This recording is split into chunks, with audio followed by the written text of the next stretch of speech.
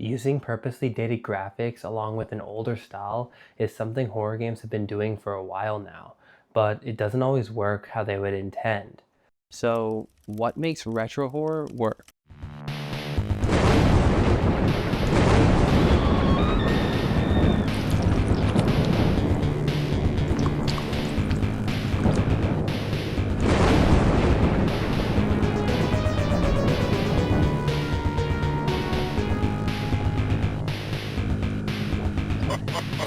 In my last video, I mentioned a hidden gem upcoming point-and-click style retro horror game, Midnight Special. Midnight Special is an example of what retro horror should be and how it properly uses the style to be a uniquely disturbing experience with a storyline that at first gives you the vibe of Haunting of Bly Manor only to throw you into an abyss much darker than you might expect. So today, I'm going to be going into the entities, mechanics, and secrets of Midnight Special, and how they make an excellent example of why retro horror is so powerful. Now, the first section of the game is almost normal, with like a teenage babysitter looking after the two kids of assumably wealthy aristocrats living in a Victorian manor. But then as she begins to try to put them to sleep, she begins to see hallucinations that she has to decipher in her head, whether they're just due to her lack of sleep herself or something deeper. She tries to nap it off, but it only makes things worse as we find ourselves in a PT sort of scenario, looping the same forest over and over. There's this whole beating heart thing, but in the end what really threw me off was the hanged man. He almost seems like empty skin that had most of his insides ripped out, which is extremely specific, even for a dream. A centipede emerges and warns us of our first entity, labeled Mr. Blob, who will promptly impale you if you ignore the corpse and go there anyways. Eventually, you make it into the pond that drains beneath you, where you find the basement of the house, and eventually another entity known as the Abomination, which will chase you down and kill you, waking you up immediately. Now before we move on, I just want to go over the two entities that we just saw. Some of them may seem familiar as the game goes forward, but as they are right now, in the dream, they don't pose too much of a threat, but we'll see if that stays the case. This dream also was foreshadowed exactly by the book that we'd be reading to Ellie, one of the two kids, in her room prior to this encounter. So, did this book influence the dream, or was this the beginning of the house's odd influence? Once you return to the house, you realize something is wrong.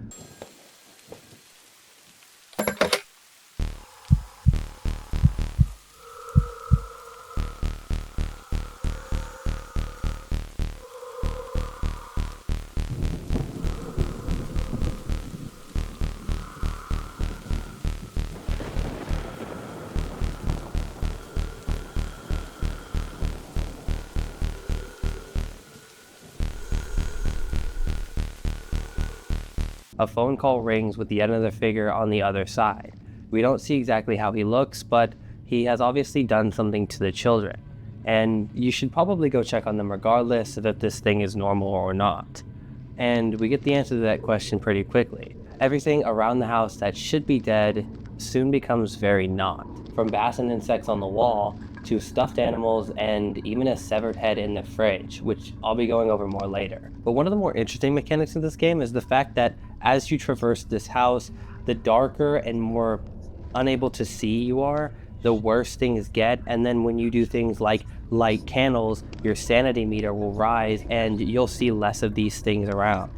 And I think this has to do with a sort of reference to how sometimes when it's dark in your house, you can mistake the things you see for things that are much more intimidating and disturbing than what they actually are. Regardless, John is missing, and Ellie's room is locked off, and we hear another mention of the man over the phone. And as you might expect, the power in the entire house is out. Now, at this point, we don't entirely know what this creature on the other side of the phone is, whether he's just some sadistic killer or a sort of entity in himself. And to be honest, I don't know if I want to find that out. Sanity seems to be drained from many different things, so to not become traumatized, it's probably better that we find the fuse. Another odd thing that I noticed is the same deer that we see in the dream is in the basement, even though Sarah had never gone down there prior to the dream. So as time goes on, I'm beginning to realize that this dream may be more influenced than we thought. But what could be causing all of this? And is it really all in our head? So there's one more obvious red flag that I haven't gone over thus far, and I feel like it's needed to be covered as it kind of paints a good picture of the lore for this game, or at least what we have so far. And these are the multiple sets of notes that you'll be finding around the house as you explore different locations, most of which are written by one of the previous owners of the house, a woman named Shelley, and a man she meets by the name of Henry. Oddly, she is stated to be semi-mentally ill, believing that she is from the 1800s, despite the notes taking place in 1950. And if you didn't need any more proof, the second things don't quite go to plan between the two, she decapitates him and throws him on ice, which might explain the head in the fridge.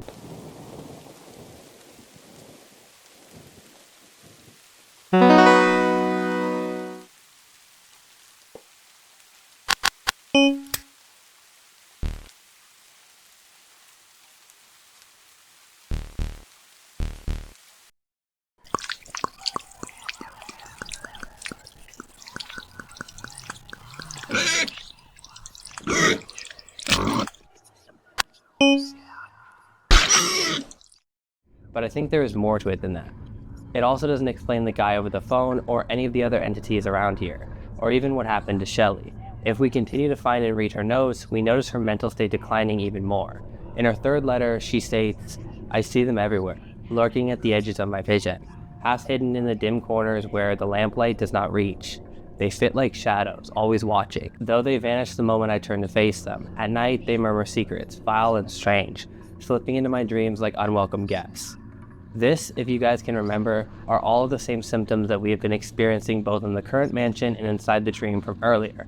Everything assumably has happened here before, and soon after Shelley would kill Henry, she would assumably deteriorate, and the house takes advantage of this, eventually leading to her end. The last note she writes reads, "I can feel them crawling under my skin. I took a knife to my arm, nothing. I took a knife to my face. Now I wear a mask. I'm unclean. Porcelain isn't." It seems something is very wrong with not only the original owners, but the new ones. As when the game progresses, family members will slowly disappear from the frame. Well, all except for Angela, the children's mother. And in case you need any more convincing, Shelley Boyd is actually the sister of the husband, and passed the mansion to her brother after she ended her own life. But to be honest, there's probably things that I missed, so if you guys want to play the games yourself, And give me your theory in the comments down below. in order to figure out more, we need to look deeper into the mansion, and I swear, every time I think I found the end of this place, I discover some sort of new room or passageway, and apparently an entire stage-looking room that I'm not entirely sure is real or not. Regardless, there's an undeniable giant hole in the wall that rests in the darkness, and I don't know about any of you guys, but I'm like 90% sure that's probably the only place that this creature could be hiding with the kids, although I would come to not have as much trouble finding them as I would have thought.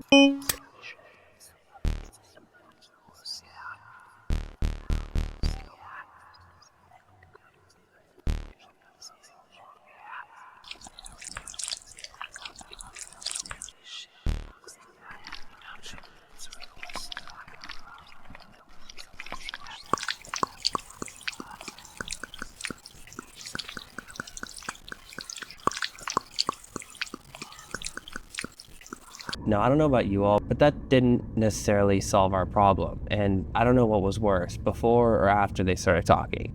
To me, they almost resemble the hanged man from the dream, having almost the entire inside of their faces completely removed. Either way, it seems like the kids are no longer the end goal here. It's finding the entity from before on the phone. And our answer would come to be in the red room. Well, this was honestly one of the most bizarre spots in the mansion for me, and the whispers echoing throughout the room make it even more clear that we don't belong here. After gathering some items, we get a disturbing rendition of what could have happened between Henry and Shelley, who walks around looking for her only to run into a stone statue who he weirdly calls by her name. For context, if we look into one of the notes from earlier, Shelley would actually mention these things in the first note that I quoted. "I have taken precautions, as any sensible woman might in these perilous times. Salt rings now adorn the thresholds, carefully placed to ensnare one of these spectral fiends. Perhaps when I trap it, I shall demand to know its purpose, why it plagues me so, and why it will not let me rest.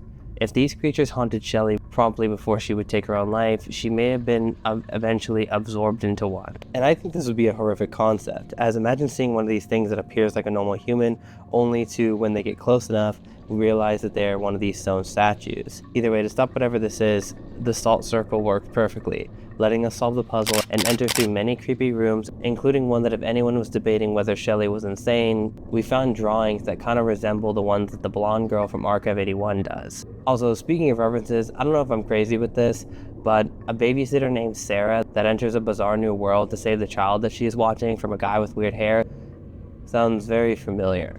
Regardless, we can now confront the final entity, which, as you can assume, doesn't end very well, because he is much more than a simple killer. From beginning to end, it's really hard to tell at this point if you're dealing with a demonic entity, and it seems like there's a lot more to come. The combination of high and low detailed graphics, the storyline, and the overall quality of the game is what makes Midnight Special one of my favorite retro horror games, but there's still much more that the game has to offer, and there are honestly plenty of secrets that I probably missed. So I highly recommend checking out the early access for this game out on Steam from the link in the description or the pinned comment, as this seems like this could be based in different episodes, with the full release and more content likely coming in the future, so make sure not to miss out. Well, that was quite an adventure. I'm sad to see you go, but don't worry, this doesn't have to be the last time we see each other. I got another cool video, just for you. Hurry, the video's almost over.